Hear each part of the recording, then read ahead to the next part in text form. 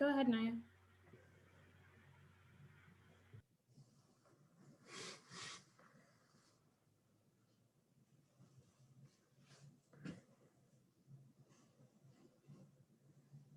One after the hour and looking forward to getting started. And as Naya kicks us off today, if you all will take a moment to offer up your name and which of the LGUs you're with and which of the community or communities that you're assigned to or working collaboratively with for well-connected communities.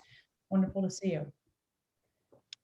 Thank you, Stacy, and good afternoon, everyone. Welcome to our official first webinar, besides the one Roger led in January, but our first official PD webinar in year 2 of wave 2. And today's webinar is peer perspectives, really. And we have 2 wonderful PIs leading the teams at Tennessee State University, Dr. King Reeves, and we also have Dennis Scott leading his team there at West Virginia. And these 2 will be sharing with us their experiences and just their journey implementing WCC in their communities, and they'll really be focusing on the PSE aspect of things. So please feel free to ask questions and use the chat box to interact. We will have a breakout later on. Stacy will tell us a little bit more about that. But I just welcome you all to today's webinar.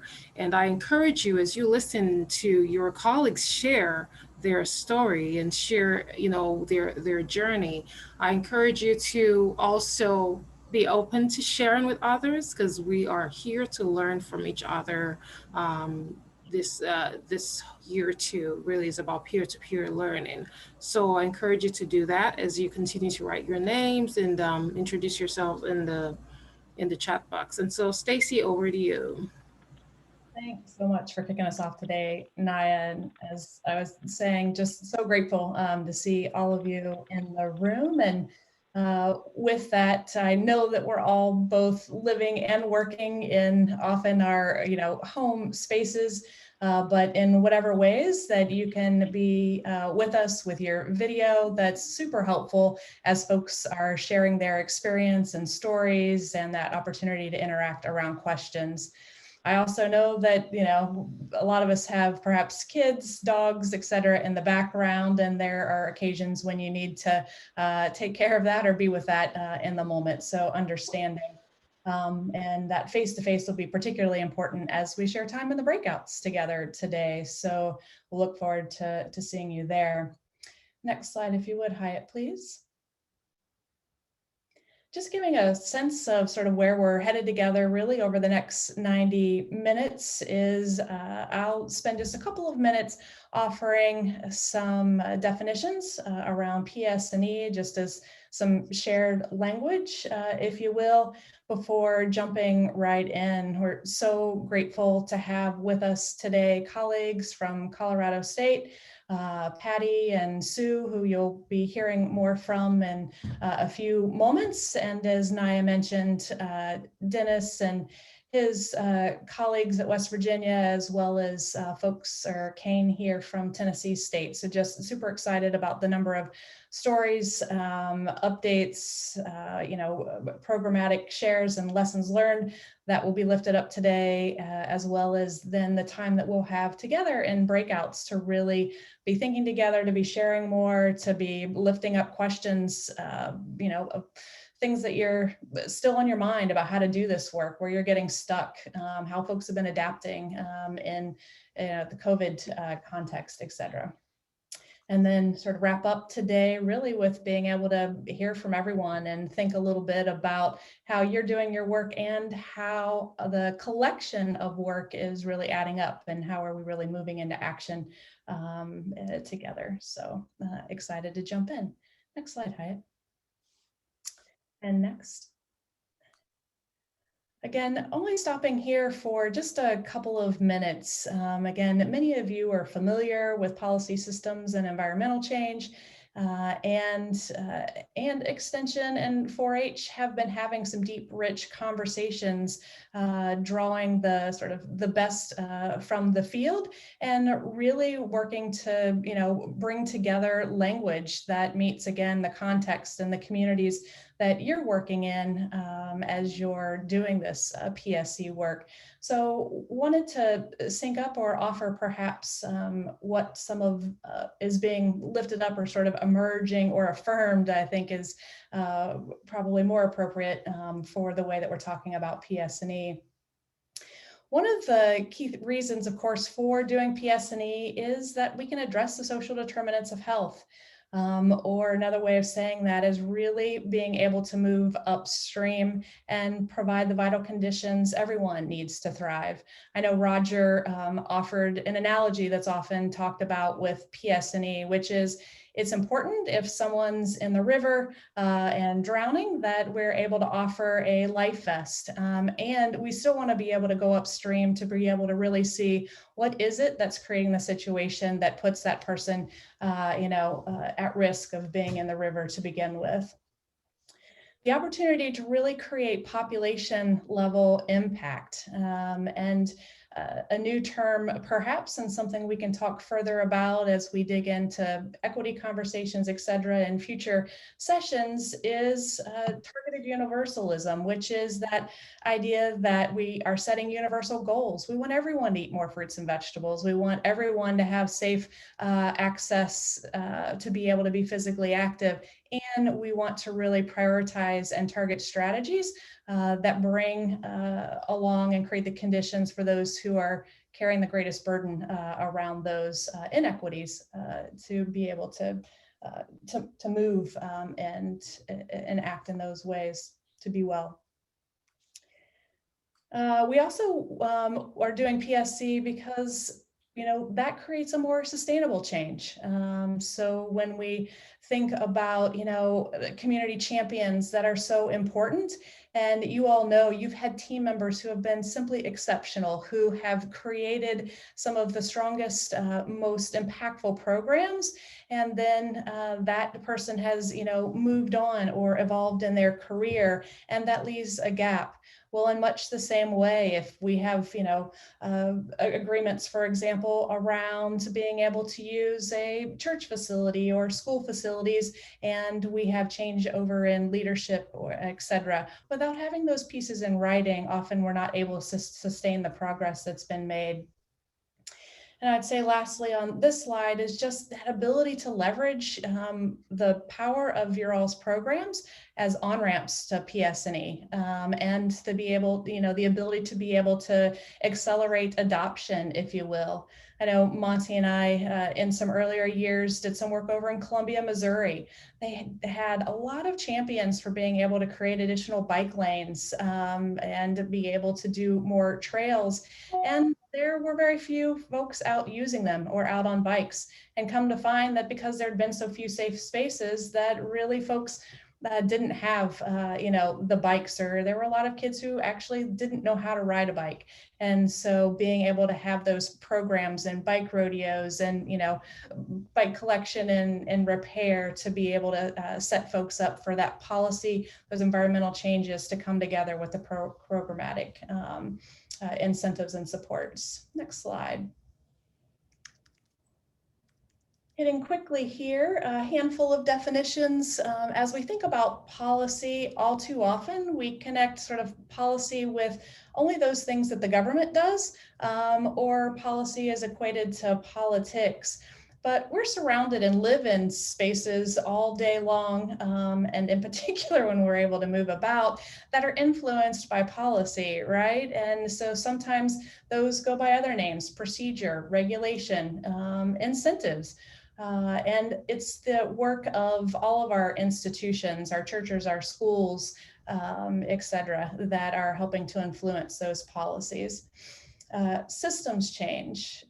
We know that systems are a series of things that work together. Again, you all are steeped in and know all too well the food system.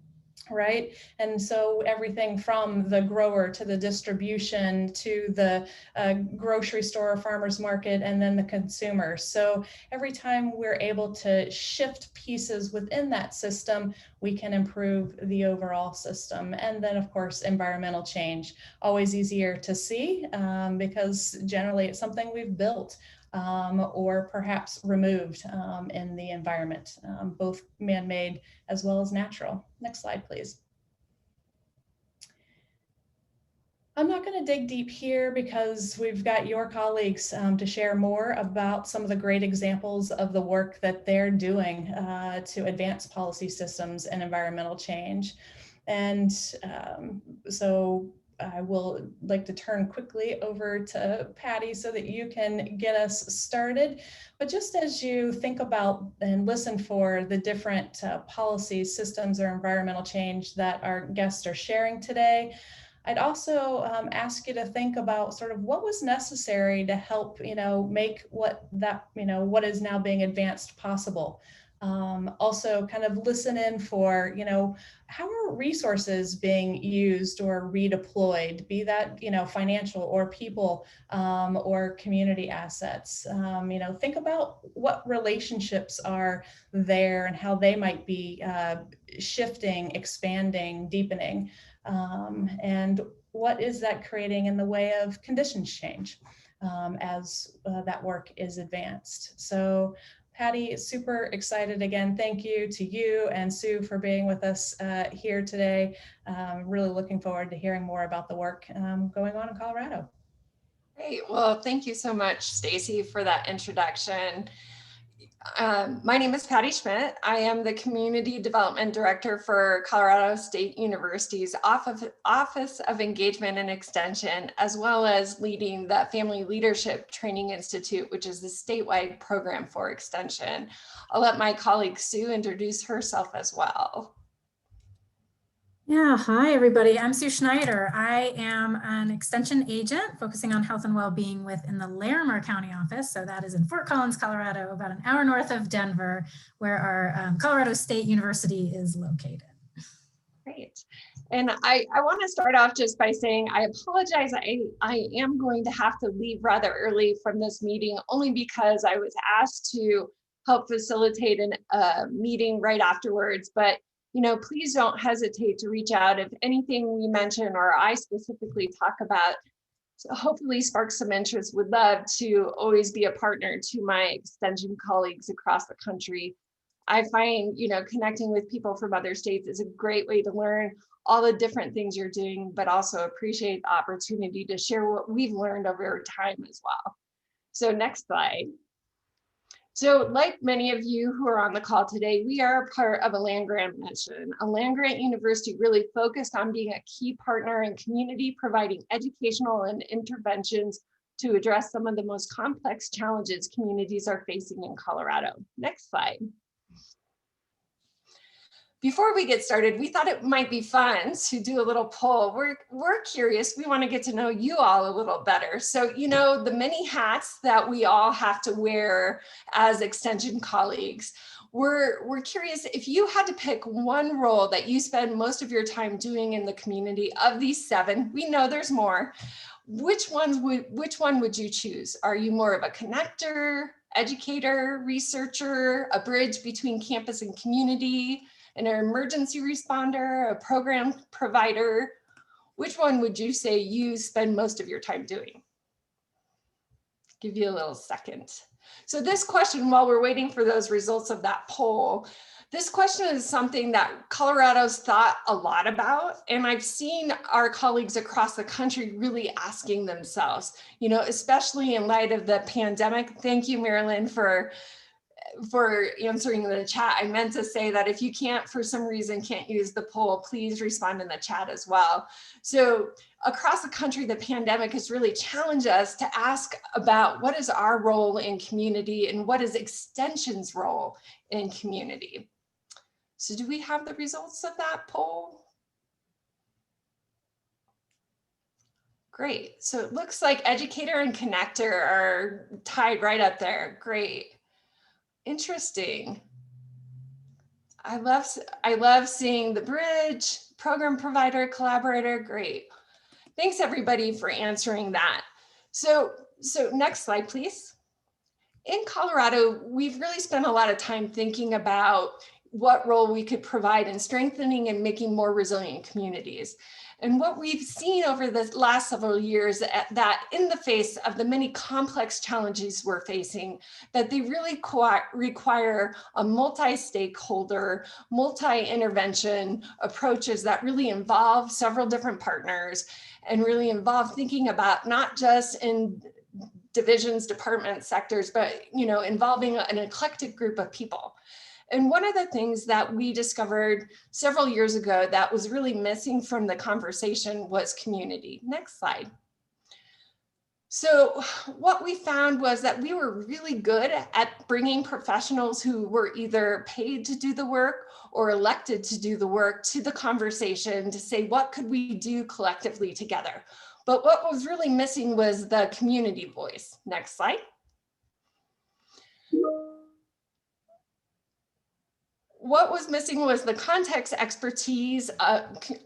Sorry, can you advance it? So we were really good at bringing those context experts, the professionals together to the table, but then next, what was missing was those context experts, people with lived experience, oftentimes the ones that were hardest hit by the issue. Next slide.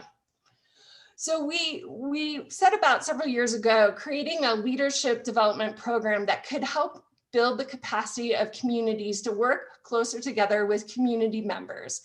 And we created the Family Leadership Training Institute, which is really focused on bridging that gap between local residents and decision makers to diversify the people who had voice at the table. Next slide. Additionally, we were really looking at not only moving away from those top-down approaches, but a more collaborative ecosystem approach. Next slide.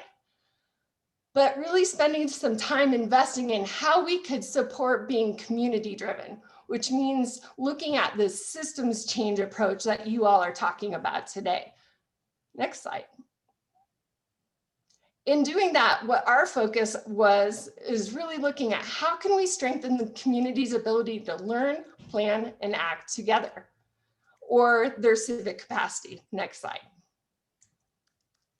We created with several partners from around the country a diagnostic tool called the Civic Capacity Index. Advance it, please. This index is really focused on helping support communities to make decisions together, solve problems, and adapt in a crisis. Next slide. Additionally, as a state, we invested in a community needs assessment that really is focused on making sure the current programming that we're offering is reflective of the current needs of community, and looking to see where there might be some gaps that extension can play a role and be more community driven. So now I'm going to turn it out over to my colleague Sue, who's really going to give us a great example of how we've worked to move into being more community driven. Thanks, everyone. Great. Thank you, Patty. That was such a wonderful overview. Can you advance the slide? Okay, so I'm going to give a little bit of a case study and see if I can pull some of these threads in here. And it was definitely interesting to me that those in this group, the number one role that we play are educators, not surprising. But our educational work in the community is certainly a foundation of extension. And what I'm going to kind of build a case for is how we begin in that space of education, but we can leverage that work through the specific topics that we're trying to address in the community and build systems and policy and environmental change.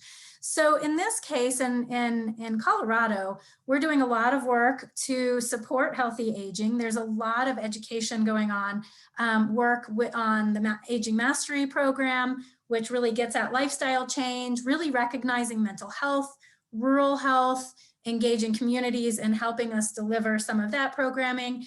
And of course, with aging, Alzheimer's, dementia, some pretty big issues. So continuing to expand our educational offerings, but also engaging community members as facilitators as a process. Next slide, please. And then to build onto that, because a critical aspect of systems change is removing the barriers to access. So we can do our own behavior change, but when we confront a system, we need to make sure we can access what we need. A program called Senior Access Points has taken a lot of life in Colorado. Really, the goal is to connect older adults with aging-related resources. We've built a volunteer team to educate the community about these resources, a great website in Larimer County, larimerseniors.org, if you ever wanted to check that out. And we're building a Senior Access Points of Colorado to be able to connect adults throughout Colorado with critical resources, programs, whatever extension provides, whatever our community partners provide, to make sure people know there's a direct link to this information. And we know that access and awareness are vital conditions for health and well-being in our community. Next slide. Of course, all of this has to be done in partnership. This is the root of sustainability. Our aging work is happening because of our national, our statewide, and our local partners, all of which are offering opportunities for community engagement, all of it which deepens the systems change. And because we have these deep collaboration networks, we are able to be really nimble when new issues arise. We're able to form new coalitions. We're able to look at new challenges and think about new solutions. And COVID-19 is one example of how we've really recognized this wasn't a surprise, but the value of partnerships, they come in kind of handy when we enter into a disaster like a pandemic. Next slide, please. So really where we can go with all this when we have our educational context and we have access to resources and we have our deep partnerships, we can build some environmental and policy change. We have age-friendly communities sprouting throughout the state of Colorado through lifelong learning and with AARP.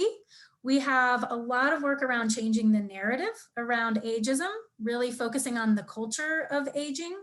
We have a lot that's happening around creating coordinated statewide systems. This is where Senior Access Points is helping to create a coordinated system. And we are working on policies that support caregivers, which is a significant issue right now for all of us. So some of those examples just can help us see how much of a spectrum there is for the PSE work, and the different roles that we play as educators, connectors, collaborators, program developers can all really work. We can leverage those roles to make sure that, in this case, our population, that we're all aging, but we're all well supported.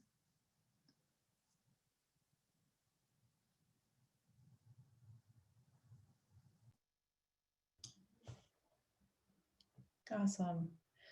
Thanks, Sue and Patty. There's so much good stuff going on there. Would love to have a minute perhaps to do some unpacking and really kind of from the top of that. I know as we were sort of all feeding into the session today, and you and Patty were chatting with Dennis even and thinking about the new leadership at Colorado State and just the importance of leadership as one of the key ingredients for being able to look at how we're doing our work and what might be useful to do different over time. So wondering if you and Patty might expand a little bit on what else do you all see as some of the key ingredients needed to do strong PSE work or systems change.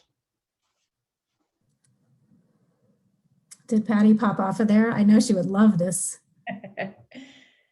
this question. I would just answer this in terms of, leadership, of course, that understands that extension changes over time, that we have roles to play as we evolve, and that we can be supported in those roles. We, take the framework of community as the foundation of engagement, and none of this work happens without deep collaboration in our community. And so we are constantly, I don't know if Patty mentioned, she did mention this, but we're in the process of a deep community assessment right now. It's time for our institution to check back in. There's been a lot that has changed, and really be clear about where the community needs are and where they see changes happening. And that, of course, doesn't just include the educational programs that we do, but the real critical social determinants issues that we're all facing, especially now with our housing crises, our economic crises, our health crises, our political crises. Extension just needs to be supported from the top and understanding what's going on from the bottom to make sure that we can serve as that catalyst and respond directly to the real needs in the community. Yeah, thank you for that. I know you all lifted up and invited others to speak into what their role is. And as you think about that deep community work and the changes over time, how do you see your roles shifting at all and or interacting in partnership in community? How do we see our roles shifting as? Yeah, or how are you leveraging your roles, perhaps is a better way to step into that, to, and doing partnership differently in community. Yeah. Yeah. Well, first we have to recognize where we are as Extension, that,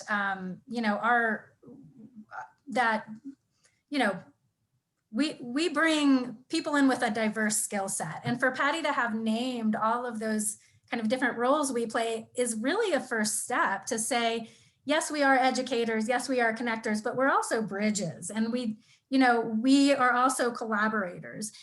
And to be able to name that within our offices, if we want to talk on a local county level, to say we have this particular mixture that if we're going to go and look at a specific community problem, food insecurity, for example, how do we leverage the different roles that we do play so that we're not staying in the same place that we have before, but we're able to think more broadly about these systems changes. It really is leveraging our assets. You talked about, our community assets. It's not just about us professionals, doing unto. Of course, we have to be skilled in ensuring that everything we're doing is well, bridged with the skills within the community, the assets. That's where the true change is happening. And so those community assets, along with leveraging the financial assets and the ability to bring funders into these wicked problems and engage different kinds of partners. Yeah. And I know that through one of the tremendous programs that you all deliver, create space for, bring people together around, as a family leadership training, and wondering as it relates to that, how does sort of the social and racial equity factor into your approaches for building community capacity? Oh, absolutely. Recognizing we are a diverse community and ensuring that we are reaching directly into populations that are underserved, that are not receiving messages in the same way others are, and directly inviting individuals to work together to help with that messaging and help to make those connections. Our Family Leadership Institute, Training Institute offers a lot of space. We are the most diverse program in Colorado through Extension. And in our Larimer County office, we were able to provide a dual language program so that and of course, a lot of this was on Zoom, everyone was able to access both languages. And we ensured that this was open to folks who normally would not get access to a 20-week civic engagement program. We're also in the process of developing, it was just at the E-Extension Impact Summit yesterday, because we have a team that's developing an additional program around mindful action for diverse leaders who may not even know what mindfulness is in a general sense, but they are defining what that means and what compassion means and how to apply that in the community reaching the communities that they are serving. So we are only a catalyst to some ideas, leveraging some resources and education to make sure that these communities are not outside of reach, and they're getting access to these, you know, powerful trainings and supports as well. Yeah.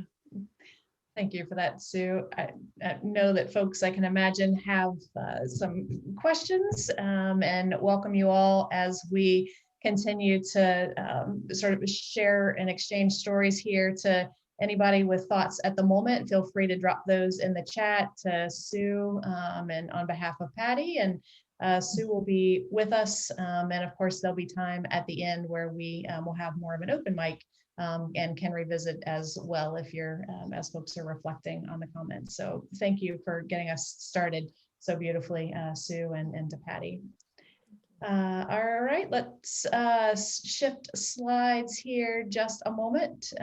So much to be talked about today, and Kane is going to take us into the next section of the presentations. Yeah, so I'm glad to be here today. I hope everybody's having a good day. My name's Kane Reeves, and I work for Tennessee State University, and I serve as the Extension Agent and County Director in Madison County. And so just to kind of give you some background about the two areas that we work with, they're the Denmark and East Jackson area, which are both located in Madison County, Tennessee. And so those two areas are high African American populations, as well as the East Jackson area has a high crime area. And I'll tell you why that's important here in a second with our environmental change.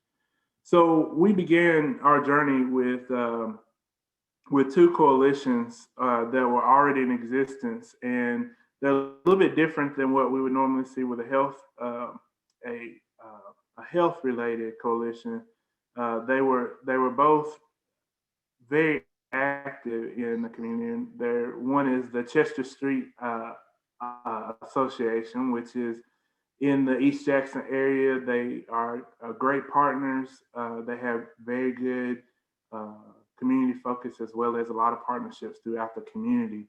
And in the Denmark area, we partner with the West Denmark Alumni Association, and they have been really vital in trying to bring more to the Denmark area, which is a rural area. And there's not a lot of grocery stores. There's not much in the area. So it's very important that the Well Connected Communities program is a part of it. So we began to try to figure out what the needs were in those communities through needs assessment, working with the coalitions. And during the actual pandemic, we noticed that it was going to be hard for us to try to figure out how to survey or find out the needs in the community if we didn't do a survey online. So we provided that survey online, as well as some people were able to do it face to face. And through that, we came up with some themes. And Heidi, if you would advance to the next slide. The two things that were noticed in both communities was the options for healthy food and nutrition education was lacking. And then in the Denmark area, the community, Denmark and the East Jackson community, but more favorably in the Denmark community, that there were lots of health concerns, and a call for the area to be more walkable for the individuals. So what we did was put together a plan to use that coalition, their partnerships that they had in the community, to really focus on some action steps. And so if you'll advance to the next slide, we were able to partner with some grocery stores in both communities, which I think is pretty awesome, because in the Denmark area, there is not a grocery store. Everything's on the outskirts. And then you do have those convenience stores that are in there. And I kind of wanted to touch on that topic about convenience stores. We were able to partner with one, and we've really had a great opportunity to put some signage in their convenience store, as well as working with them to incorporate more fruits and vegetables within the actual convenience store. And then also the other grocery stores, which are chain stores, and one community store that is in the East Jackson area partnered with us. And everybody has been very receptive of the signage. And so what we're doing is we're going in and we're putting different signage around healthy food options. In each section, we located things that were cheaper, as well as high in nutritional value. So we tried to mark a lot of stuff, but we also want to be cautious of their space. And also, we asked how long we could keep these up in the store, and they told us as long as we could manage them, they were fine with them being up. So next slide. Also, to complement those, we directed everybody to these signs, just explaining to them what the signs are. And there also another slide that kind of explains what the signs are. And with these particular signs, it directs the patron back to our website, which we have one well-connected community website and an East Jackson and Denmark Facebook page. But on their website, we have recipes that are on there that they could use when they are grocery shopping, and some videos that we have on there also are working on for the patrons. So next slide. So also we thought to me it's important for people who are on the go to be able to just find some quick tips or something that they could use while they're shopping. So what we decided was to come up with these literature racks, and each one of them have a message on there. So these are telling you with the food groups what you need to focus on when you're shopping.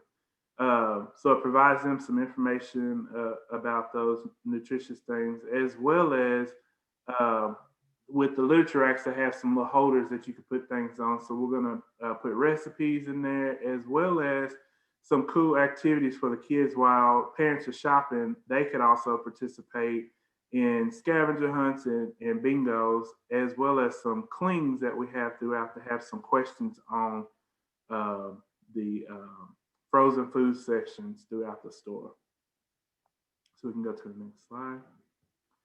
And also to add to that, we're continuing as we go along and space is available, is to continue to provide some educational information to assist with the message that we're trying to increase with the participants.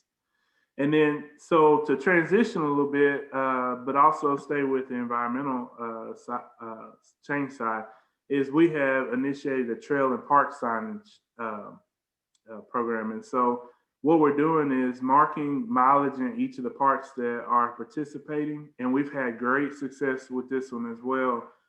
We actually were able to reach out to the city of Jackson, as well as Madison County Parks and Recreation, who have been very receptive of the signage, and has actually asked us if we would put more signage in some different parks in those areas. But pretty much what this does is marks the mileage for the individuals who walk in the park, and also links them back to our website. And we are able to kind of see who's using the park, if they are responding to our check-in sites. And what we did was we broke these down into kind of like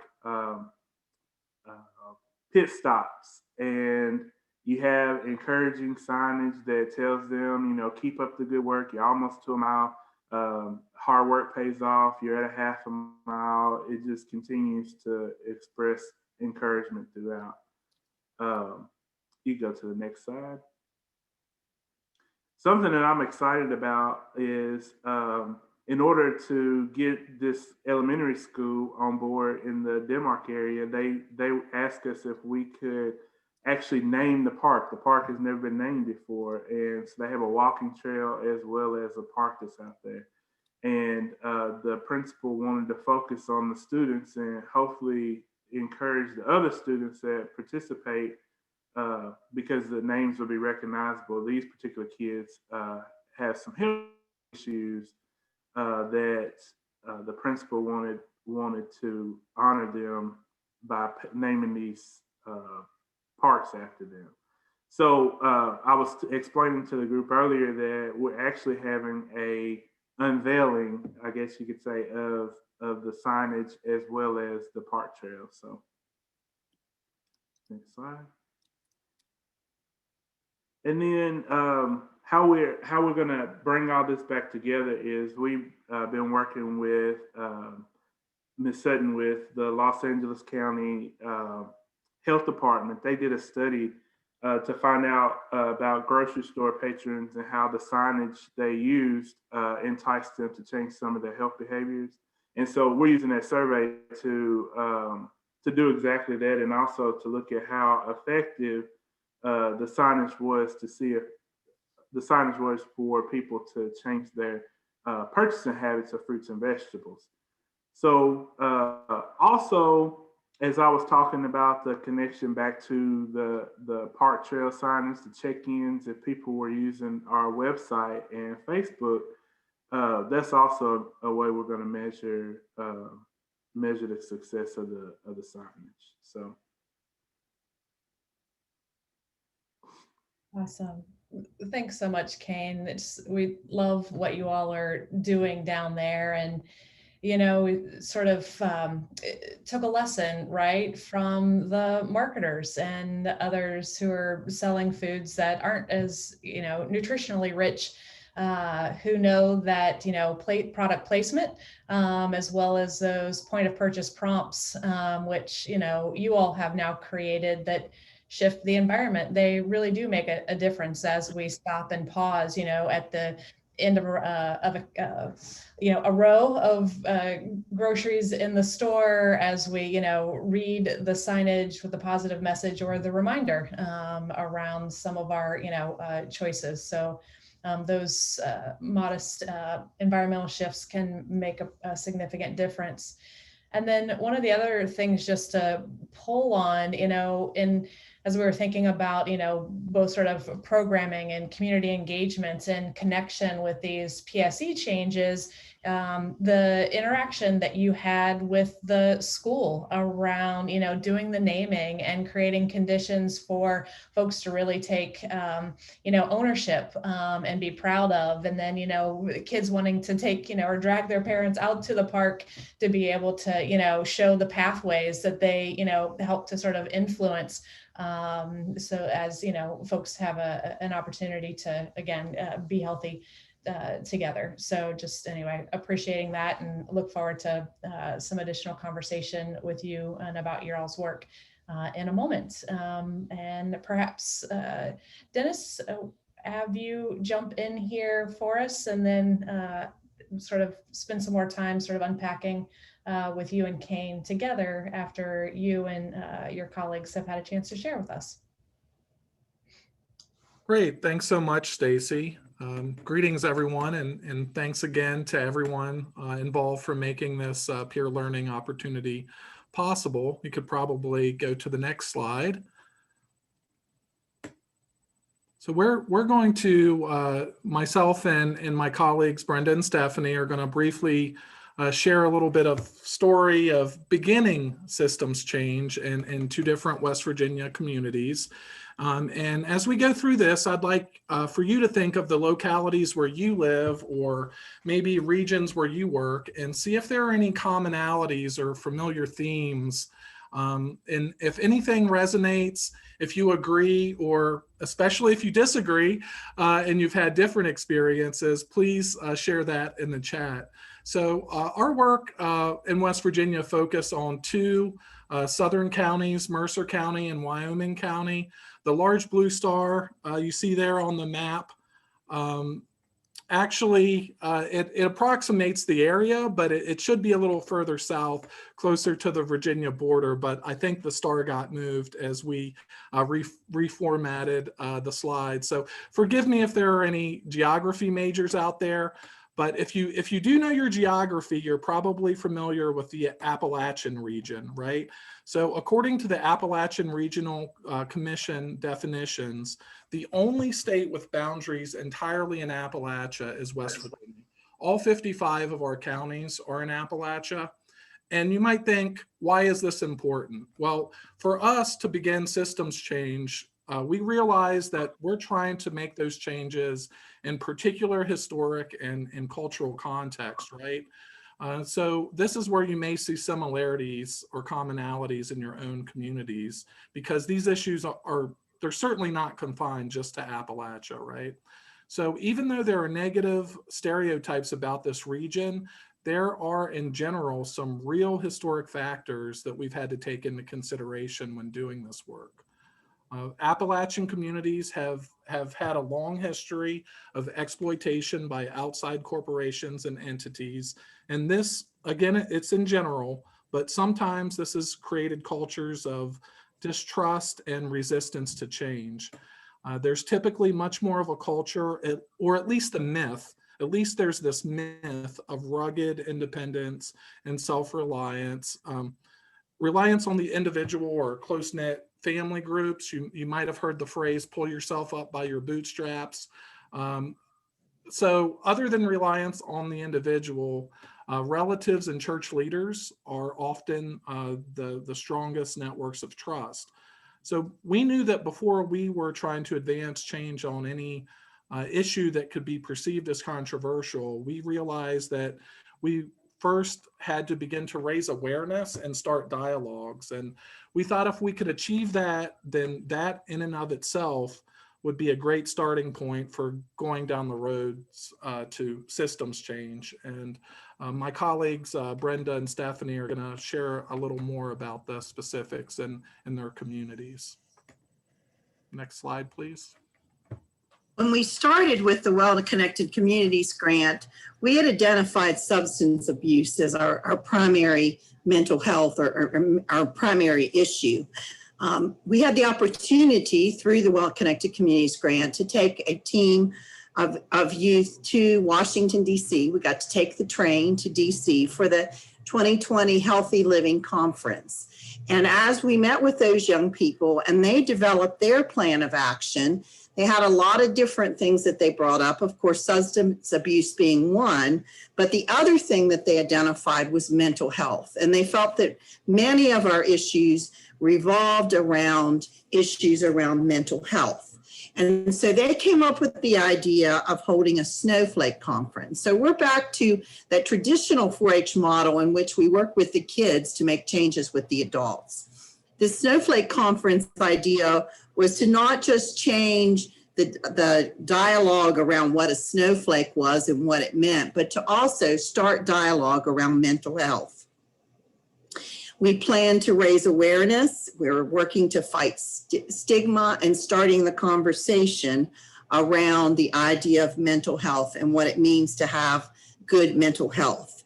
We also wanted to share resources and make resources available to young people and the people that work with young people to know where they could go when they were having mental health issues. And I would say that this all occurred right before the shutdown. So it wasn't something that the virus came along, we said, oh, we got mental health issues. These kids identified this way ahead of that happening. And the kinds of things that have happened, we had we went virtual with our Snowflake conference. And we had many, many people in the state of West Virginia. We limited it to the 3 counties that were represented at the Healthy Living Summit because we wanted to pilot it. But when people started hearing about it, they wanted to get involved. The other thing that's happened since then is We have ag people who are talking about we need to be looking at resources for mental health. We've had the Northeast region. We're doing a program for volunteers around mental health. And then this conference idea that we had is being used by our diversity group in the university to develop a conference for young people around diversity.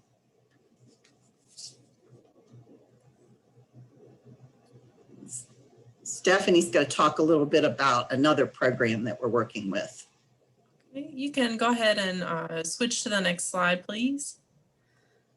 All right, Brenda mentioned that we are working on mental health as our topic, but Dennis mentioned that we kind of started our program based around substance misuse.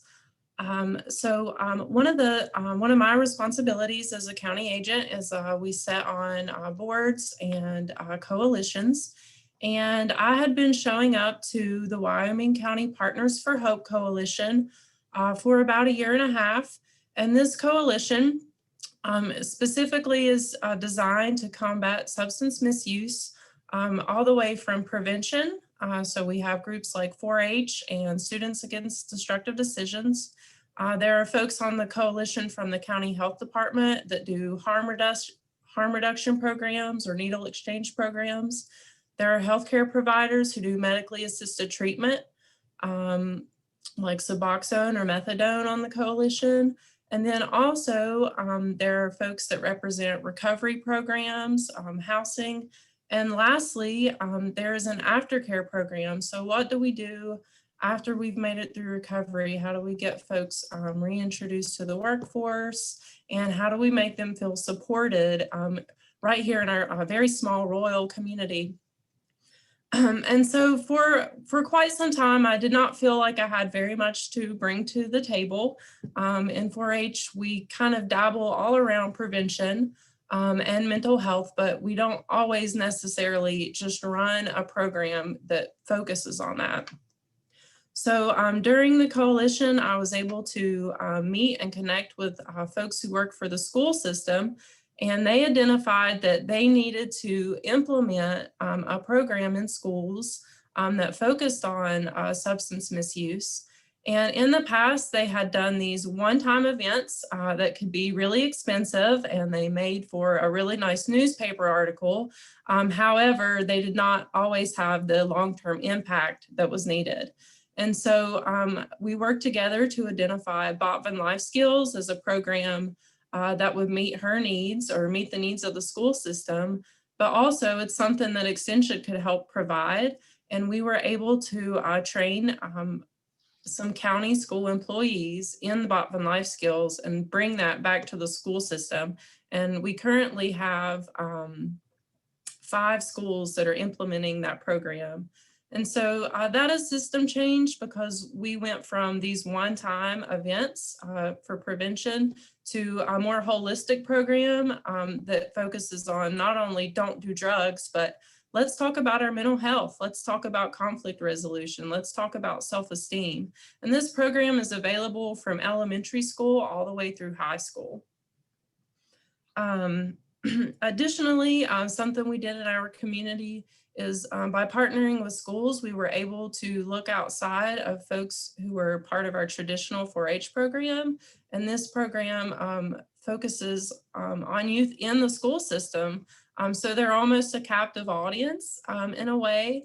But this sort of helps us kind of bridge any barriers to folks who could not come to community meetings because we're in a rural area with no public transportation. Thanks, Stephanie and Dennis and Brenda. So appreciate you all helping us see the tremendous work that's occurring across West Virginia, and just sort of pulling on perhaps a thread through the sort of totality of our conversation to date. You know, Dennis, you were naming, right, that this work is occurring in a context, and we can't go directly to, you know, creating policies or offering, you know, programs that we haven't had the opportunity to sort of, you know, till the ground for. And so for the youth to lift up, mental health as, an opportunity and something that, we want to be changed, softens, as you said, Brenda, that opportunity then to work with the adults who, can say yes to, an evidence-based program being, delivered in the school, which helps shift school culture and make other, policies or systems or environmental change possible. And so just that weaving, that's so important. I know there are a million more things I'd love to ask and that are coming up in the chat. We also want to be able to get you into that space where you can be talking with one another. So I'm going to hand it over to Monty to get us set up for our breakouts so that we can go there, go deeper with one another, and then come back together for our larger conversation. So thank you so much to the three of you. And Monty? Great. Yeah. Thanks, Stacey. I couldn't agree more. Three incredible and very different examples of kind of how you all are thinking about and really powerfully starting to kind of put in a PS&E approach to your change work, and that is starting to bear some real fruit. So as Stacey suggested, we wanted to create a little space, as I think has been increasingly requested, for you just to kind of think out loud with your peers. And so we have just three kind of simple questions. And again, don't feel like you have to be wed to these questions. But I'll just put out there again, something that you're hearing that really resonates or stood out for you that you'd like to spend a little time on, or kind of opportunities that you're either considering or that you're starting to work on in your own work, your own communities or states around PS&E. Maybe just give some insights that you're kind of learning through that experience. And then finally, other questions that are popping up as a team as you're trying to advance PS&E. So again, use those questions as a guide. I'm going to encourage folks to just make sure you share airtime. We're going to be in groups of 3 or 4, and we're going to go to a quarter after the hour, and we'll kind of pop back up for kind of closing and hearing some insight and some headline ideas that are coming out of your small group conversation. So Hyatt, if you could magically take us into small breakouts. And again, if you all could turn on your video, if you're able to, understand not everybody, that would be great for the breakouts. Thanks, Monty. And I think where we can, we were going to try to do 2 to 3 so that folks would have some more time to talk with one another. So thank you. Adapting on the fly here.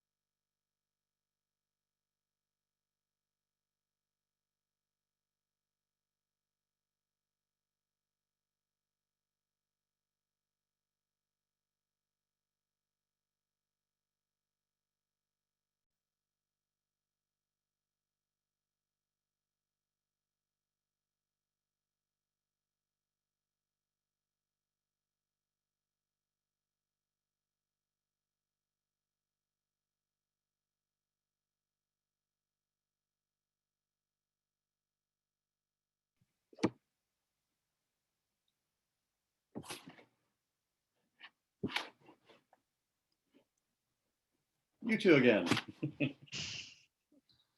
Hey, Hyatt. Thanks for navigating for us. Yeah, not a problem. I was fortunate to be in the space with Brianna and Corey. Is this a second breakout? No, we're waiting for others. I think we must have clicked the button early because there was 57 seconds. Oh, I didn't realize. I was going to mention, I grew up in small Kansas and Colorado. I live outside of Portland now, but I I have a heart for the rural areas, and I think there's some really interesting work going on. It's Yeah, really definitely. It's a whole other realm of work for sure. great. Well, now that our groups have joined back up, I see my friend Donna there in Iowa. Hi, Donna, on my screen. So we just thought we would take just a little bit of time here, a moment to hear again, what were some of the headlines? Where was some energy and passion and interest coming out of your conversation? This isn't a formal report out, but any of the three or somewhere in between those questions, would love for folks to just kind of put some ideas out. And we're a small enough group that we can deal with awkwardness of speaking over each other for a moment until we find a voice. So who would like to jump us into a conversation around something that stood out for you that felt really significant? Please. I can start. This is Okay. Mary Alice from Penn State. I was on with the two women from West Virginia, and we were talking about, the youth voice and having troubles recruiting youth on our mainly adult coalitions. And they had an idea that when you develop a youth health council or youth coalition, which is our plan, is you bring some adults to that youth council to talk to them rather than bringing a couple youth to the big adult council. So that I think that's a start. And then we could see what would happen from them. Maybe as they get accustomed, they wouldn't mind coming to an adult one. So, because our adults want to meet during the day. They don't want to meet at 3:00. They want to meet or in the day. So, we have to try to find this happy medium and balance. So that was like a really big light bulb moment for me and made me feel better. That's great. Glad to hear you share that. And that's exactly why we want to create these spaces, right? Help each other solve problems and take action together. What else? The other thing that we talked about is how long it takes to get these processes going. And it takes far longer than you ever think it's going to get things to happen when you're making change. Yeah. And what's the implications for that? Did you all, this PSE work takes a little bit longer, different set of skills. How do you overcome that? I'll mention this again. I put a chat question in.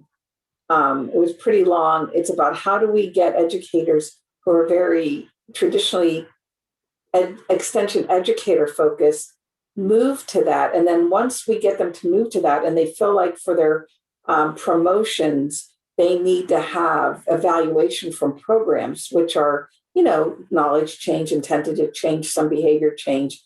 And this takes so long. How do you balance those and get people, and will our funders be okay with our slow impact versus, even though it's more significant because it took longer and you're doing much bigger things than, seeing 50 people for a diabetes class, which is nice. But what we're doing in the PSE work is so much bigger. But how do our funders see that too?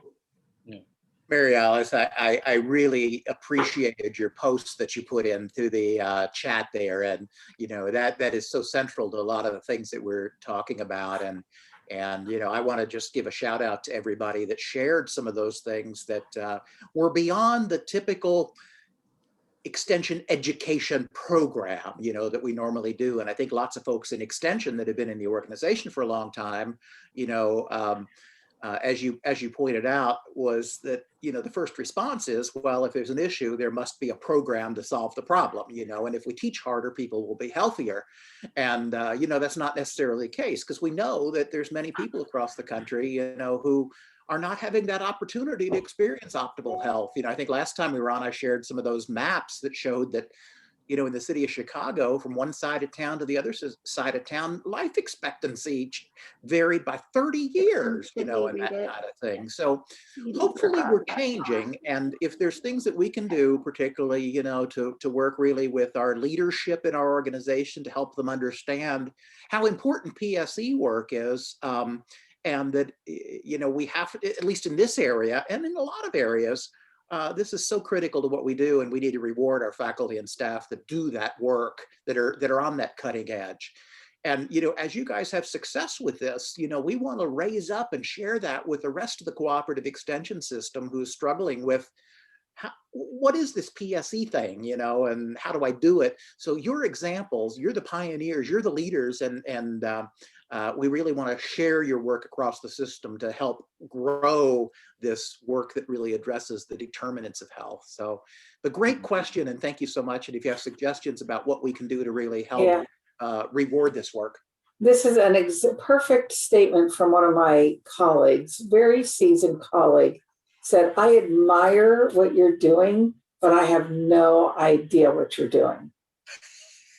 I love it. Is that a How about that? Yeah. I'm like, I don't even know if I can start to try to explain it to you. But and it's so funny, Mary Alice, because I really do believe that we actually in Extension have been doing this for a while. I mean, we were so key in rural electrification many years ago, getting electricity. We were leaders in helping establish victory gardens in World War II. In many places we created farmers markets, and that kind of thing. I mean, we've been doing this and we know how to do it, but some people don't recognize it when they see it, and calling it out and celebrating it, I think it's something we can really do. But and I think one of the things we need to hopefully get away from, which I think would help people understand a little more, is we don't need all this evaluation data to get funding. Like, this work will allow us to get funding also. I think people worry about that. And the dossier process in the universities need to change, so that it's all based on knowledge and intention to change. But like, what are you doing out in the community? And I think it's going to take some time. And I think it's messy work. It's so much easier to develop a program, deliver it, evaluate it, and go home. And although there is wonderful outcomes from that, the stuff that really makes a difference is that long-term in the trenches, building relationships with people. I would just add in to this conversation something that we talked about in our small group, was that this is definitely a challenge in terms of thinking about how do you evaluate this PSE type of work, especially when a lot of our mindset goes to that direct education. We know how to collect surveys. We know how to, maybe do interviews or something along those lines. I would just throw out there one evaluation method that helps to highlight this kind of work is ripple mapping, that actually kind of came out of Extension as a possibility. And that just helps you to capture that story of what's happening in the community. And really that's all evaluation is trying to do, is capture that story to tell it to the people that maybe have the funding or need to know the impact. And so sometimes it's just thinking, as we think differently about our outreach, we can also think differently about our evaluation as well. Again, it was delightful to be in conversation with you and Corey. And I think the other thing that kind of came out that related to an earlier comment is that there is some PSE work that is happening, to Roger's point. And sometimes we just don't call it that. And to be able to kind of acknowledge that and lift it up, or to make sure that we don't feel like we have to call everything a particular thing. This is messy, and to kind of capture that in a ways that feels comfortable in our respective contexts. So we have time for a couple more thoughts or insights. This is great to populate the large group here. Well, and I just want to reiterate what Brianna said about storytelling. We need to learn to tell our stories. We need to share qualitative examples of the kind of work we do. And then just to go back to your slides, Stacy and Monty, your definitions of PSE, those 3 slides actually fill a huge gap. They are a beautiful demonstration of how we can try to understand and give slight, small examples of this kind of work. So it's a good starting point. But the other thing I want to say is, I know we don't make hires that often, but when we do, why can't we be deliberate about asking about how would you, engage a problem like this, or how would you build, different kinds of approaches to this kind of issue, and look for this. And I really, spent a lot of time thinking about these roles, and it's like, we don't want to devalue. I mean, we all bring such special work, but it really is about how do we diversify our offices? How do we come at these problems with different skills? So it's being really intentional about our hiring as well. Yeah. Thanks, Sue, and see Stacy kind of double clicking on. I think it's really helpful to kind of simplify some language, and Genji and Roger and some others have really kind of are put together some of those slides that we're echoing. And your last point there that I think was a thread that's coming through is stepping back. There's a lot of assets. There's a lot of different roles that Extension can or could be playing, and really to think through what are those roles depending on what that context is, and to get comfortable being really responsive to community needs. So a couple of things that I'm hearing is roles and mindset, and kind of really being intentional about that. And then this idea, I heard the term many times, like how are we responsive? I mean, all three of Tennessee, West Virginia, CSU's examples are, how do we really listen, and how do we really pay attention to what's needed right now, particularly in this time of isolation and compounding crises? And we know that PSE work has to happen with partnership. It is messy, but there's no way we're going to be able to do this work without really truly community-driven work in partnership, which again, Extension has in spades. Can I just mention that the one slide, I asked Stacy if we could get these slides, because that one slide that gave examples of PSE was so helpful to me, because there's things on there that I didn't think were anything, and there's something. And so I think for me, this is being relatively new work for me over the last couple of years. I don't see some of those things as an environmental change, and I'm probably not giving myself enough credit. Like, I fill out this quarterly reports, and I feel so inadequate because I'm not putting things in that I probably should be putting in. Yeah, it's a great point. So Stacey certainly will share the slides, but I think this idea of capturing the story, starting to identify when we actually are doing PSE, so that we have more examples and maybe some other language and ways of expressing that could be helpful. I'm hearing also just some of the other barriers or some other supports around thinking about some creative ways of thinking about how we capture the evaluation. We have an incredibly talented evaluation team that's been doing a lot of PSE work for many, many years now around how we think about doing that. Are there any other, I know we just have a minute here, any other thoughts around what would be especially helpful as we kind of move forward on this journey with PSE?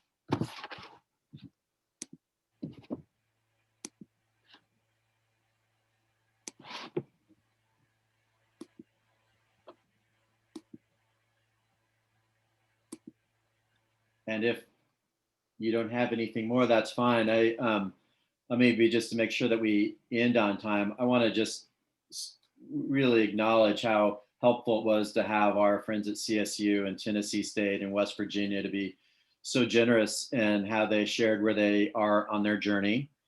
And I think in many ways, just reminding ourselves that PSE is a really important and a different approach. We're doing it in some ways, but if we're really going to do culture change, if we're really going to change the culture for health and well-being in our communities, it's indispensable. We can't do it without this PSE approach. And I think Extension is, in the work that you all are doing, you're well poised to do this and to do it in even deeper ways. So congratulations on progress so far, those of you who kind of stepped into this, and excited to kind of continue to journey on with you all as we kind of learn our way into doing it better.